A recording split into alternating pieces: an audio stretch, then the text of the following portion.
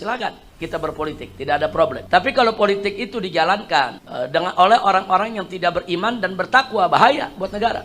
Karena nanti kalau preman, koruptor, munafik, zindik, kafir, harbi yang memainkan politik, hancur kita umat Islam semua ya kawan. Maka singkat kita punya amanah, pilih orang baik yang ingin menegakkan kebaikan. Jadi kalau kita tahu oh ini orang baik, pilih, jangan ragu. Tapi kalau kita lihat calon pemimpinnya siapapun dia, kita lihat oh dia suka film porno, ya jangan dipilih. Oh dia suka korupsi, ya jangan dipilih. Oh partai yang itu tuh musuh betul itu dengan ulama, ya jangan dipilih. Partai yang manapun tenggelamkan. Seringkali terjadi di kita punya negeri, begitu masuk pemilihan pemimpin, kita disuruh pilih antara serigala sama buaya. Jangankan umat, kiai aja bingung, pilih yang ini buaya, pilih yang ini saudara serigala. Kondisi itu, kenapa itu bisa terjadi? Itu tadi, karena banyak partai-partai yang tidak lagi memperjuangkan agama.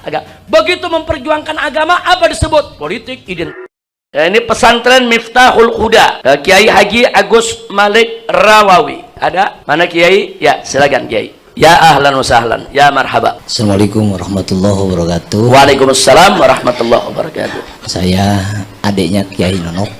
Kiai Nonop, ya ahlan wa sahlan. Bagaimana Kiai Nonop, sehat? Sehat, alhamdulillah. Tidak banyak yang akan saya sampaikan. Cukup ingin bertemu saja. Ahlan wa sahlan, ya marhaba. Namun ketika dulu Habib di Mekah sebelum perhelatan Pilpres dulu, iya, Habib itu mengumpamakan partai itu kepada najis dulu.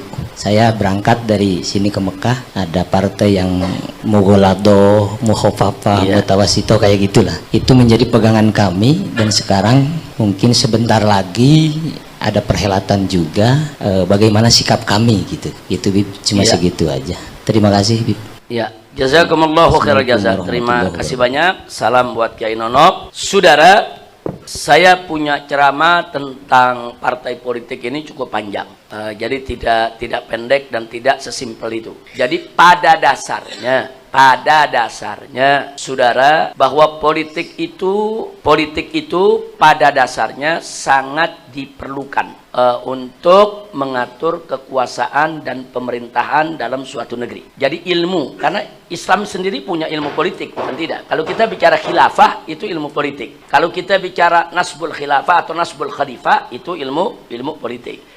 Jadi kita tidak pernah mengharamkan politik. Hanya saja kalau politik itu dijalankan oleh orang-orang yang bertakwa dan menjalankan politik dengan iman dan takwa, maka politik itu akan manfaat untuk maslahat umat. Karena politik tersebut akan i'la kalimatillah. Silakan kita berpolitik, tidak ada problem. Tapi kalau politik itu dijalankan oleh orang-orang yang tidak beriman dan bertakwa, bahaya buat negara.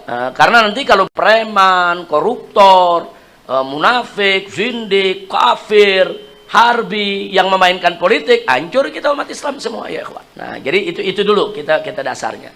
Nah, sekarang lalu bagaimana partai politiknya? Yang tergantung. Kalau partai politiknya itu memperjuangkan ajaran Allah, maka dia menjadi dulu kita ingatkan, dia menjadi Hizbullah, dia menjadi partainya Allah. Tapi kalau partai politik tersebut ternyata mereka menentang syariat, menentang ajaran Islam, bahkan menghina-hina Islam, mengkerdilkan Islam, memusuhi Islam, itu dia menjadi Hizbus Syaitan, dia menjadi partai setan. Nah, sekarang soal partai yang ada di Indonesia, ya nilai aja sendiri. Nah, jadi apakah lebih banyak Hizbullah atau banyak Hizbus Syaitannya? Nah, kalau banyak Hizbus Syaitannya, ya itu tadi, saudara. Artinya apa?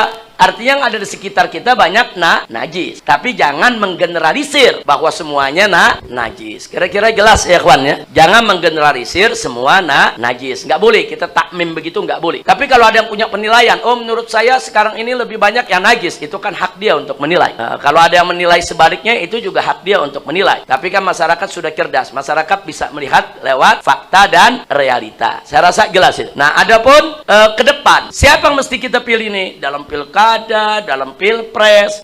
Jadi calon pemimpin yang model bagaimana? Baik itu calon pemimpin sebagai kepala daerah atau kepala negara atau sebagai anggota dewan. Ini kan pemimpin semua. Maka singkat kita punya amanah, pilih orang baik yang ingin menegakkan kebaikan. Jadi Jadi kalau kita tahu, oh ini orang baik, dia tidak pendusta, tidak pengingkar janji, dia tidak penipu, dia bukan pengkhianat, dia bukan pembohong, dia bukan orang yang jahat, dia tidak memusuhi Islam, bahkan dia orang Islam yang taat, menjalankan Islam, pilih, jangan ragu. Tapi kalau kita lihat calon pemimpinnya siapapun dia, mau dia calon presiden, mau dia calon kepala daerah, mau dia calon anggota dewan, kita lihat, oh dia suka film porno, ya jangan dipilih. Oh dia suka korupsi, ya jangan dipilih. Oh partai yang itu tuh musuh betul itu dengan ulama, ya jangan dipilih. Partai yang manapun, tenggelamkan kalau partai-partai tersebut merugikan Islam dan umatnya. Saya rasa jelas ya. Jadi prinsip saya dari dulu nggak berubah. Jadi kita bukan melihat partainya atau orangnya, kita lihat kualitasnya. Nah, kualitas partai itu terhadap Islam bagaimana? Kualitas calon itu terhadap Islam bagaimana? Nah, jadi saya berharap insya Allah di Pilpres yang akan datang umat ini ditawarkan untuk memilih orang-orang yang baik. Sebab kalau kita disuruh pilih orang-orang yang baik, kita nggak mumet, kita nggak ribut ya kawan. Milih yang ini bagus, milih yang itu bagus, milih yang ini baik. Umat nggak ribut di bawah. Nah, cuman yang jadi masalah seringkali terjadi di kita punya negeri. Begitu masuk pemilihan pemimpin, kita disuruh pilih antara serigala sama buaya. Jangankan umat, kiai aja bingung. Pilih yang ini buaya, pilih yang ini saudara serigala. Kondisi itu, kenapa itu bisa terjadi? Itu tadi, karena banyak partai-partai yang tidak lagi memperjuangkan agama.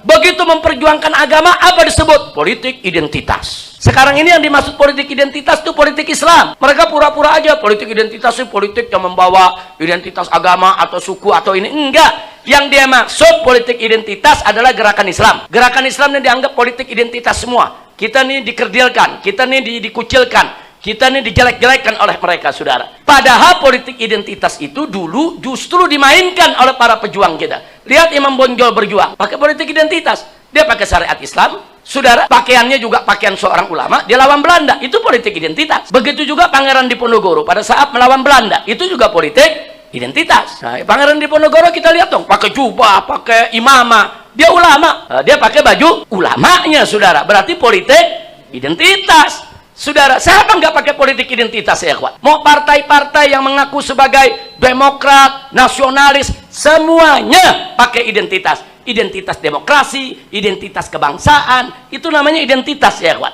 Jangan Islam saja yang dituduh politik identitas. Kira-kira jelas ya. Nah, jadi umat Islam jangan lepaskan identitas. Identitas kita Islam. Kita berkata ya ikut ajaran Islam, kita berbuat ikut ajaran Islam, kita membuat program ikut ajaran Islam, kita berjuang juga demi Islam. Nah, jadi jangan lepaskan identitas tersebut. Mudah-mudahan kita dapat pemimpin yang baik. Amin ya rabbal alamin. Hari ini 7 Desember 2022 bertepatan 2 tahun wafatnya 6 syuhada. Diadakan haul kedua untuk para syuhada yang bertempat di Ponpes Markas Syariah Mega Mendung. Haul yang dimulai setelah sholat zuhur ini dihadiri ribuan masyarakat yang ingin ikut mendoakan para syuhada. Diketahui ke-6 syuhada ini adalah pengawal keluarga Habib Rizik Syihab yang tewas dalam bertugas mengawal keluarga imam besar.